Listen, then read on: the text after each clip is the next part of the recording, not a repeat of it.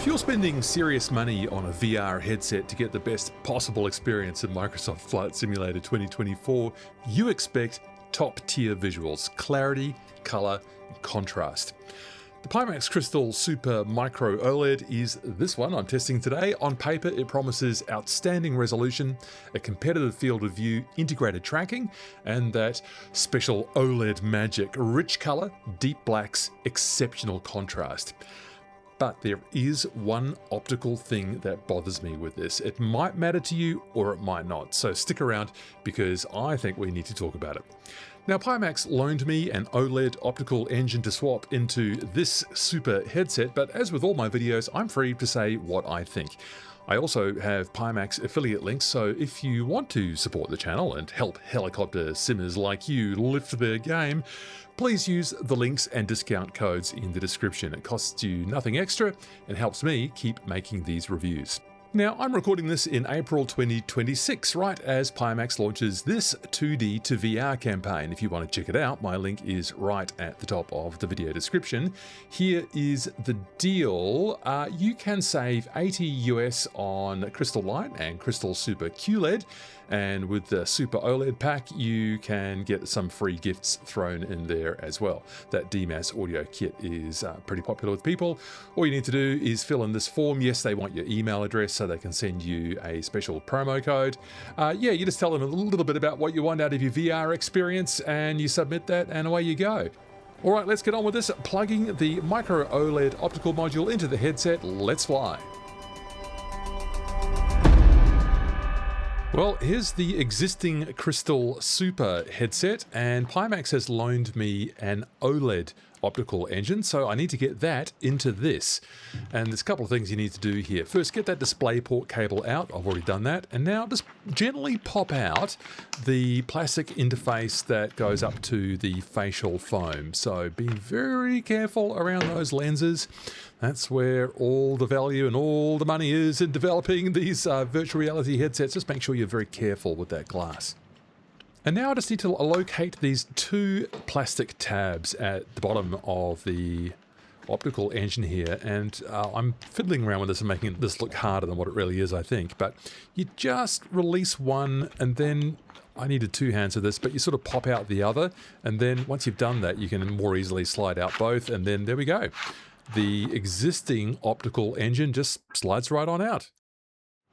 And here are the two units side by side. I never thought I'd have the chance to test this out, but there they are.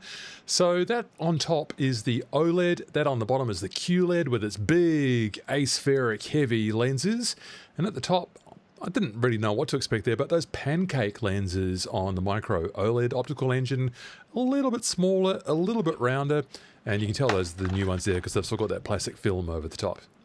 What I do notice about the weight is that I guess it's because of the big glass aspheric lenses there.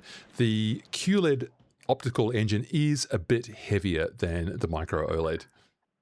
Well, time to get this plugged in, and you're looking for that flat socket on top there, and that's the top of the panel. And you just align it, you see, with the plug up there in the top of the headset, and you just slide it on in. It's not that hard, really. Just need to be a little bit careful. Just, of course, be very mindful with those precious glass lenses there. Click, in it goes, and that's done. We can see that those tabs have just slid in there just nicely. And now we just carefully get in that plastic container for the facial foam. And it's actually pretty simple to put that all back together again. And zing, off those special, oh, I can't get rid of that one. Off those special plastic film protectors go. And we are ready to go with the Pimax Crystal Super Micro-OLED. Downtown Manhattan heliport, it's spring, it's sunset. Look how pretty that is. What a great opportunity to get into the sky and try out this headset. And looking around here for takeoff and just soaking in already. What they say is not an exaggeration. These colors are rich, they're deep, they're vibrant, and of course you're looking at a screen grab here direct from the simulator, but what I'm seeing in the headset is a really true representation of just how lush these colors are. Yes, I know I've chosen a very pretty scene here for us to try out. However, I've done jungle and sort of forest flying as well with the Micro-OLED, and indeed those habitats look as lush and green as this does, vibrant and pretty. And those buildings on the other side, that's a nice high contrast image for us to consider. Yes, there is fantastic contrast inside this headset.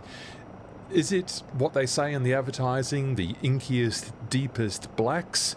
No, it's backlit. I mean, it uses higher technology than that. I'm making it simple, but night flying is absolutely beautiful, but it's not true deep inky black. It's very, very, very, very deep dark grey, and better yet, it has fantastic contrast. The contrast between the brightest whites and the deepest dark, dark, dark greys is spectacular and the best I've seen in a VR headset to date.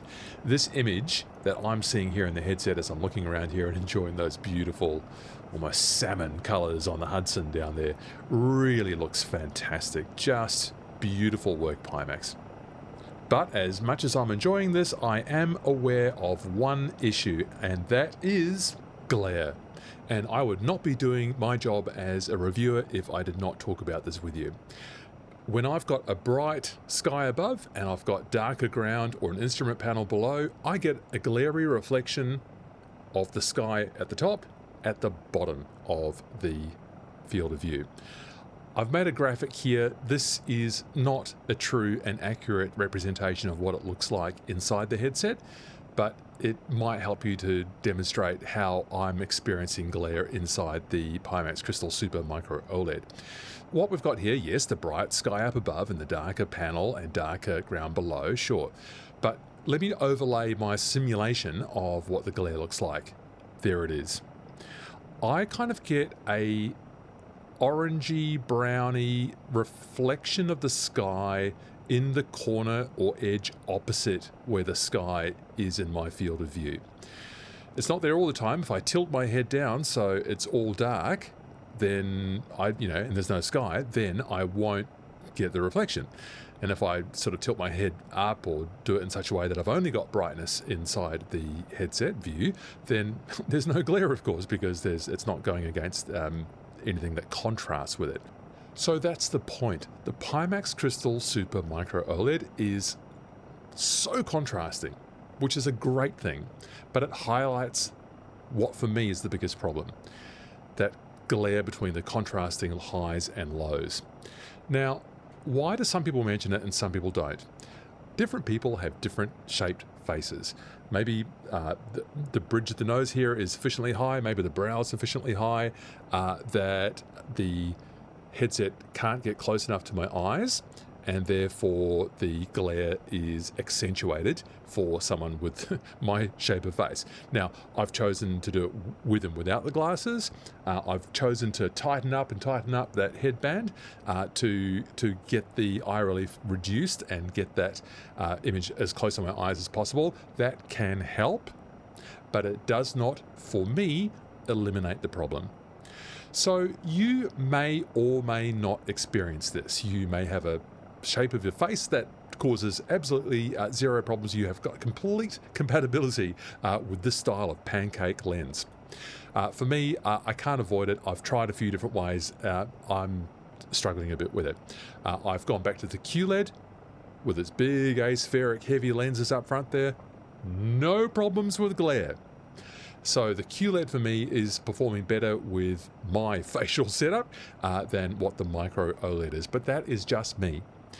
What you would need to do, I suspect, is if you think it's going to be a problem, maybe you're going to angle towards the QLED. It's brighter, less glare issues for someone with a face shape like mine. Also cheaper, one's got to say, the QLED options.